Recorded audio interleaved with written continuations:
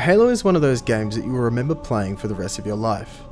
The storyline, the creatures and the characters are forever cemented in my mind. The action-packed nature of the storyline constantly has you on the edge of your seat. There are no lulls in the story or the action. It is a constant progression and hurried by NPCs ushering you along further and deeper within the narrative. The first introduction into the game, you as the Master Chef are awoken from cryosleep, and then thrust into a battle as the Covenant, who are the bad guys or the aliens who are hell-bent on wiping out the humans, and they're boarding your ship, the Pillar of Autumn, and attempting to blow it up. After escaping the onslaught aboard the Pillar of Autumn, you land on a structure that has been created to act as a super weapon, but we don't know that yet. The mission now becomes to traverse this amazing landscape in search of remaining survivors on Halo. The entire time you're on the ground, you're being pursued by the Covenant. Constantly as you're reaching stranded Marines, Covenant dropships will come out of the sky dropping numerous aliens that will block your path and seriously threaten your mission.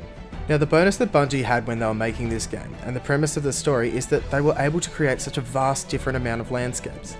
As this structure was built as a functioning planet, this enables you to travel from forests through caves to beaches, snowy mountains, dark and dingy swamps, and further into man-made catacomb mazes. Compounded with this, the soundtrack of Halo. Mwah! The music of this game completes the overall feeling of being in an epic and colossal mission where the odds are forever stacked against you. Now if I was to ever become a fighter in the UFC or even in the WWE, the soundtrack or the main song of Halo would be my walkout song. I could never lose. It commands such a presence and certainly is the perfect hype song.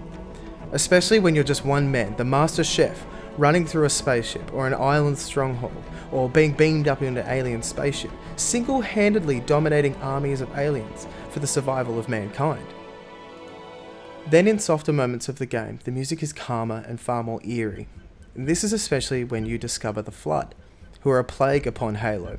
The game now has this dramatic turn from trying to defeat the Covenant to attempting to flee and destroy the Flood.